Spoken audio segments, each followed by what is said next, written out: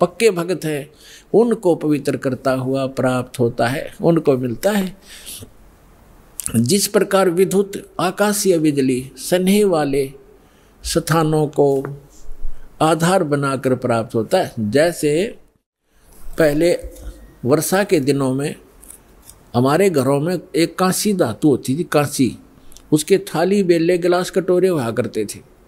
और हमारी दादी जी कहा करती थी हमारी माताओं से, चाची ताइयों से, कि बाहर जो थाली रखी होती, बेले रखे होते कांसी के, कहा करती इनको अंदर रखो, क्योंकि कांसी की धातु पर, थाली पर बिजली गिर जाती है आकाश की, क्योंकि उसका अट्रैक्शन होता है। तो यहाँ यही कहा है, वेद बता रहे हैं कि वो परमात्मा अपने उन पुण्य आत्माओं को ऐसे आधार बनाकर प्राप्त होता है, उसका अट्रैक्शन होता है उन अच्छी आत्माओं, दृढ़ भक्तों में, जिस प्रकार आकाशीय बिजली धातु विशेष पर अट्रैक्ट होकर उसी पर आधार बनाकर आती है।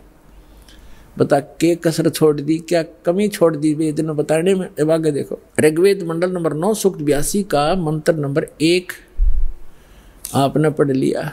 अब दो में क्या बताया है, किस लिए आता है वो। हे परमात्मन, उपदेश करने की इच्छा से आप, ओहो, यानी ज्ञान देने के लिए, यथार्थ ज्ञान देने की इच्छा से आप महापुरुषों को प्राप्त होते हैं। हो गया स्पष्ट कि जैसे आकाशीय बिजली आती है, गतिशील होकर के यहाँ आते आप। और देखो ऋग्वेद मंडल नंबर 9 सूक्त 82 का मंत्र नंबर 3 में क्या कहा है,